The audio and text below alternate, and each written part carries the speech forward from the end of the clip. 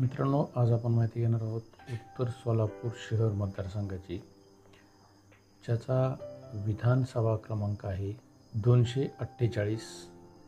उत्तर सोलापूर विधानसभा मतदारसंघाचे 1952 साली पहिले आमदार होते शिवशंकर मलप्पा. ते शेतकरी कामगार पक्षाचे उमेदवार होते आणि ते उत्तर सोलापूर मतदारसंघाचे 1952 साली झालेले पहिले आमदार होते. 1957 साली केशवलाल शहा हे इंडियन नॅशनल काँग्रेस पक्षातर्फे उमेदवार झाले आणि ते 1957 साली झालेल्या विधानसभा निवडणुकीमध्ये निवडून आले.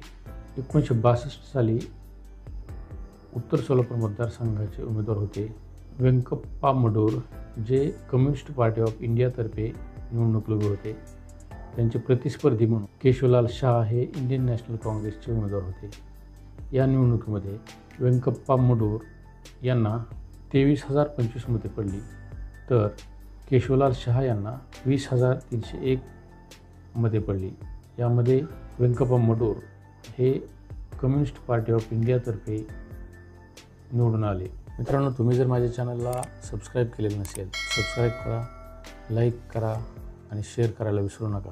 1967 साली झालेल्या विधानसभा निवडणुकीमध्ये रामकृष्ण बेथ हे इंडियन नॅशनल काँग्रेसतर्फे निवडणूक लढवत होते, तर त्यांचे जवळचे प्रतिस्पर्धी म्हणून व्यंकप्पा मडूर हे कम्युनिस्ट पार्टी ऑफ इंडिया या पक्षातर्फे निवडणूक लढवत होते. या निवडणुकीमध्ये रामकृष्ण बेथ यांना 25,364 मते पडली, तर व्यंकप्पा मडूर यांना 15,809 मते पडली. या निवडणुकीमध्ये रामकृष्ण बेथ हे निवडून आले.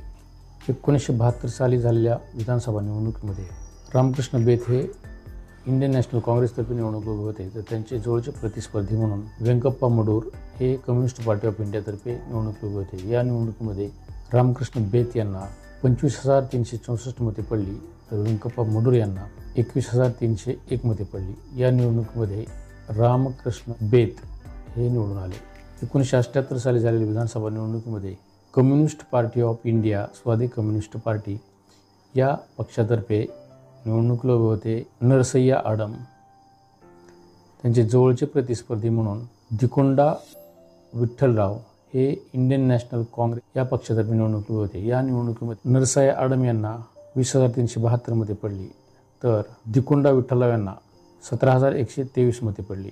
या निवडणुकीमध्ये नरसय्या आडम हे विजयी झाले.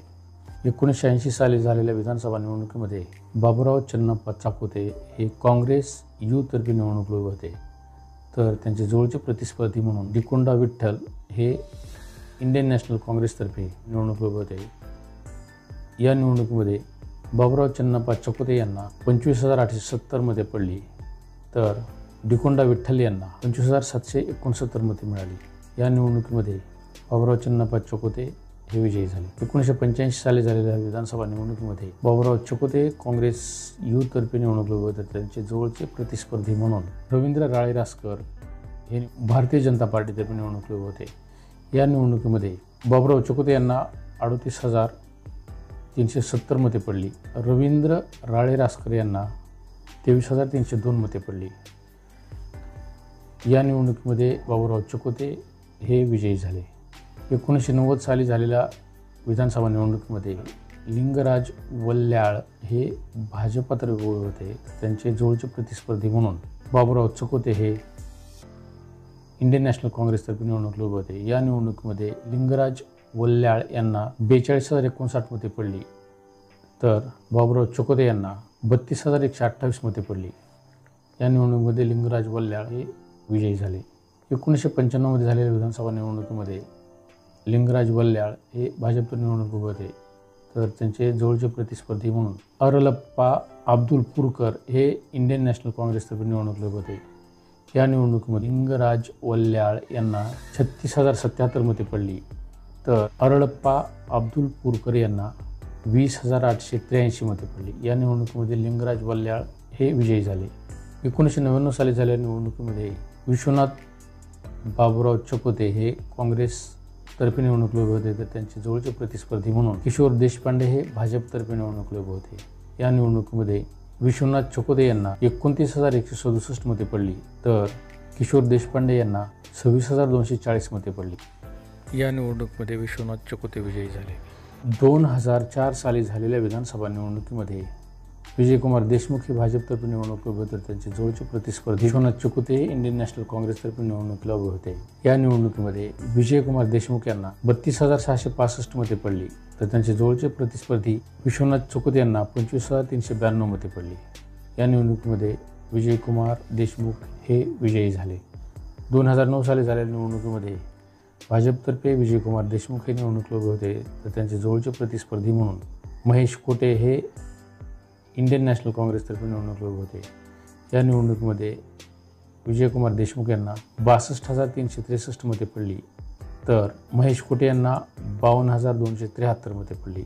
या निवडणुकीमध्ये विजयकुमार देशमुख हे विजयी झाले. 2014 साली झालेल्या विधानसभा निवडणुकीमध्ये विजयकुमार देशमुख हे भारतीय जनता पार्टीतर्फे निवडणुकीला उभे होते, तर त्यांचे जवळचे प्रतिस्पर्धी म्हणून राष्ट्रवादीचे महेश गादेकर हे निवडणुकीला उभे होते. या निवडणुकीमध्ये विजयकुमार देशमुख यांना 86,877 मते पडली, तर महेश गादेकर यांना 17,999 मते पडली. या निवडणुकीमध्ये विजयकुमार देशमुख हे विजयी झाले. 2019 साली झालेल्या विधानसभा निवडणुकीमध्ये भाजपतर्फे विजयकुमार देशमुख हे निवडणुकीला उभे होते, तर त्यांचे जवळचे प्रतिस्पर्धी म्हणून वंचित बहुजन आघाडीतर्फे आनंद चंदनशिवे हे निवडणुकीला उभे होते. या निवडणुकीमध्ये विजयकुमार देशमुख यांना 96,529 मते पडली, तर आनंद चंदनशिवे यांना 23,461 मते पडली. या निवडणुकीमध्ये विजयकुमार देशमुख हे मोठ्या फरकाने निवडून आले. धन्यवाद.